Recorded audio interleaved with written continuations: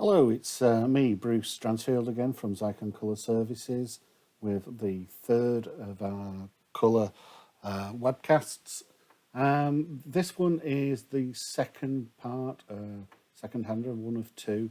In the last one we looked at basic CMYK profiling for a Zycon engine, and today we're going to look at profiling and how we deal with Pantones and brand colours. So this is the important thing for today, but I would recommend you taking, if you haven't, a look at the one previous to this. Okay, so we're going to take the same format as we try to usually do. We're going to give you foundation knowledge, some practical knowledge, and then we're going to try to apply this knowledge. Okay, CMYK versus spot colour printing. Well, CMYK, we use just 4 inks, and using screening technology, we're able to create an optical illusion of many different colours. This is economical way of printing because you don't need to change the inks in the machine. However, if you've only got one colour or you want a very special colour, then this is where we use spot colours, a single ink. So let's have a look at a spot colour workflow. Well, as always, we start off with a digital file, and inside that file we encode our spot colour plate. However, when we make our plate, we simply get a single separation. The plate itself contains no colour information as such. And in a conventional process, that colour information is somehow communicated through some form of job ticket. And it's the job of that job ticket and an ink kitchen to mix an ink. And it's with that ink and plate you will get your spot colour printing. And obviously, change the colour of the ink, change the colour of the print. So the digital file only is communicating in this conventional workflow a spot colour separation. And it's with this same file we have to work with also in a digital environment. So there's a saying I like to make, and that is, remember, PDFs are not wet. There's no ink inside a PDF. So we start from the same place, but however, when we're digital printing, we don't have a special plate, and usually speaking, we don't have a special ink. Now, I know Zycon make gamma extenders, but for this conversation, this webcast, I just want to keep everybody's mind into the 4-colour conventional printing. So, if we look at a digital workflow, we usually have a static set of inks, CMYK, and we don't have the ability to make a special ink for every single spot colour that we might want to print. So the lesson here is that we have to construct our spot colours from a recipe of the inks inside the machine already, the inks or toners, should I say. And it's the job of your workflow and your colour management system inside your workflow and the tools you get there to make these recipes the best they can be. So you need to start to think of your virtual, your X800 or the workflow as a virtual kitchen, your virtual ink kitchen, sorry. And it's understanding the way a file is processed, the way a file is constructed, and the way it moves through our workflow that will give you mastery over this particular subject. So, just a quick summary. Spot colours are made from a recipe of either toners or inks, and this recipe is inside your press, inside your workflow. Your X800 acts as your virtual kitchen to decide this recipe, and you need to understand how your PDFs are constructed to understand how they react with your workflow. And logically, if you're not seeing what you want to see, there's something wrong, and something wrong in the virtual kitchen. And that's where colour management can step in and help you fix things. So I want to introduce a concept called named colours. Now we've already discussed that we don't use special inks, but how do we work in a digital workflow with our spot colours? So here we have a file. It's got CMYK and a spot colour, and our CMYK is easily separated. However, our spot colour, if it was a conventional workflow, as we've already discussed, would be simply an ink being mixed for the press. However, in our digital workflow, everything is contained. So here is our separation. But lucky for us, these separations are tagged with a name and sometimes a colour value. And the name colour concept, which you see in many workflows, is that what we do is we have a table where we have the names of the colours inside, and next to those we have an appropriate recipe. So now we have both the spot colour and the CMYK being described as CMYK together, and so then we can print these. So if we look at your X800, the same journey takes place. Our 4-colour goes down a different stream or different route, if you like, where it's either independently colour managed or even left alone. However, we need to change this simply a name of a colour into a recipe. And in fact, there's several routes it can take with our workflow, and you need to be aware of this because depending on how what route you're sending it would really inform how this file is printing. So we know what our target's going to be, but depending on the route, we could get near but not quite accurate results that we want. So in summary, now the lesson here to take is that spot colours in digital printing are a function of a recipe, and therefore the accuracy of the colour depends on the accuracy of the recipe. And a few years ago, being close was okay, but today close isn't good enough. Now the other problem with close not being good enough is that then we have to, if you without the correct tools or understanding, you may end up in a trial and error, editing the way the engine is printing, or even sending things back to pre-press. All these things affect your efficiency. So we're looking to remove this kind of workflow and simply give you the best possible fire and forget, right first time solution. So having the perfect recipe, how do we work with that? Well, we know what our ingredients are, and maybe we know what we'd like to make, but we need a cookbook. We need a set of instructions. And with colour, and especially brand colours, we start off, and we do have the ingredients. Our colours are described as LAB, and I would refer to the last webcast to see what this means. And we know what our target's meant to be. We know what we should be looking at. So we have both pieces of information. However, this can only be made if we have a correct printer profile.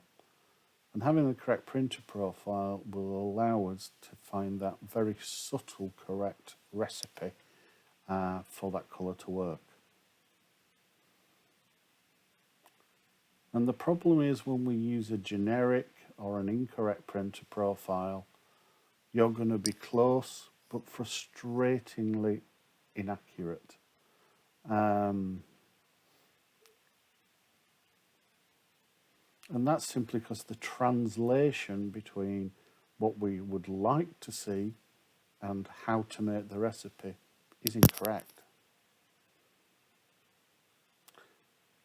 Now, you're all probably now thinking, well, that's all great, Bruce, making colours that we know we can print, but how do we work with colours that we can't? So we need to discuss something called gamut now, and we're going to make a very simple description of this because it could get quite complicated. So imagine this outer circle is all possible colours, and the blue circle is what you can print on your press. How do you know what you can print? You have a good printer profile, and that's its job. It describes what you can do. And so if a colour is possible, we say it's in gamut, and we should be able to print it. However, you're always going to have colours which are outside of your gamut, and if that's the case, then they're simply impossible. And how do we deal with this? Well, we have to absorb a few facts. You can only print what's inside your gamut.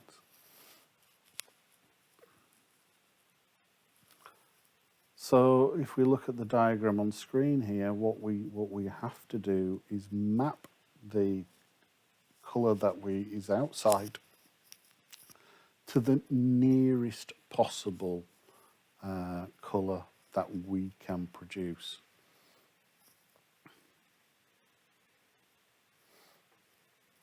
Now with our dry toner system, we do have what we call gamut extenders, and in the diagram here we look at the white shape, and that is the CMYK general gamut, and you can see by adding a fifth colour that your potential for colour expands.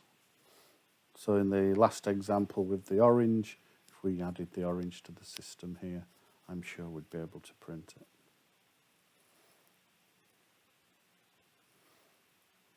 So the importance of having a good printer profile is the quality of the recipes, the function of the quality of the printer profile. The gamut of your press is described inside your profile. Generic profiles will get you near, but often will leave you frustrating because they will not be as accurate as they need to be. And a good profile will put you in a good position from the start, so fire and forget. So even with the colours that you can't make, you can be rest assured it's as good as it can be.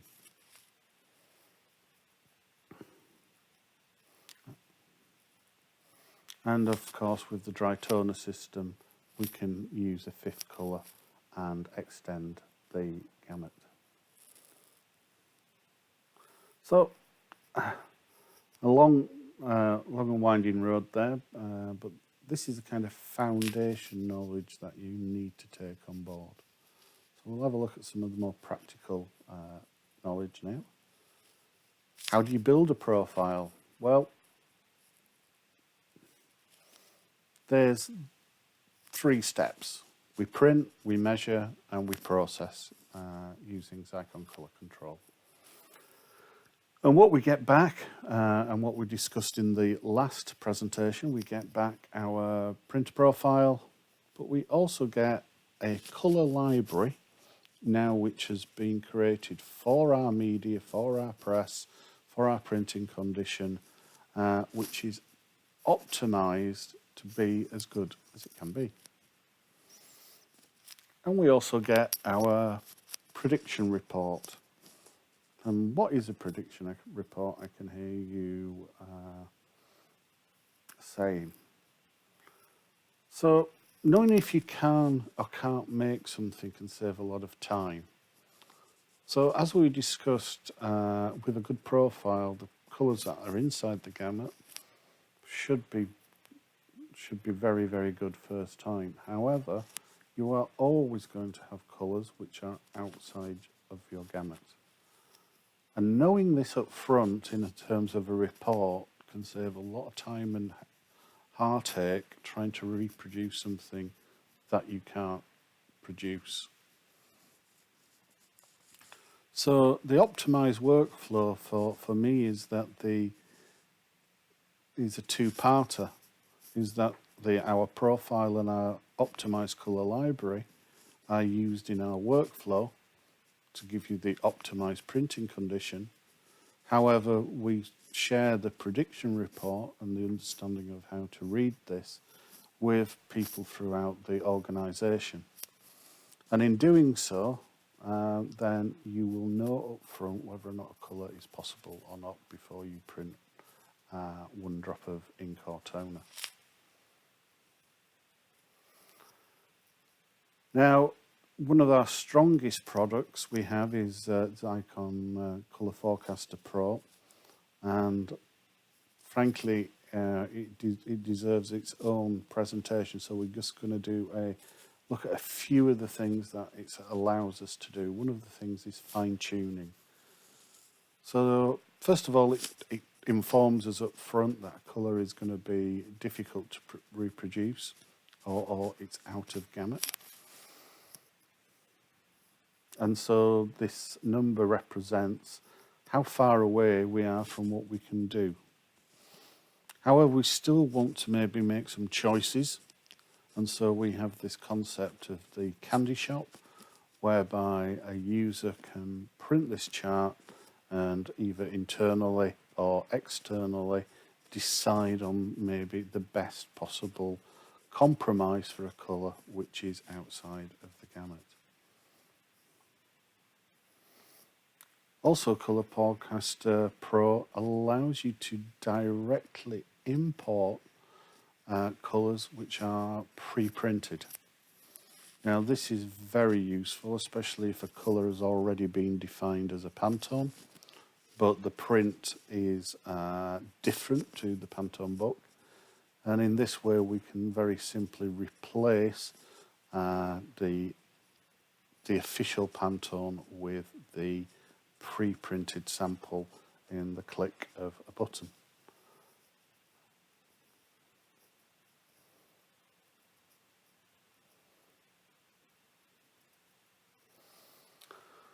So, as you've probably found in our other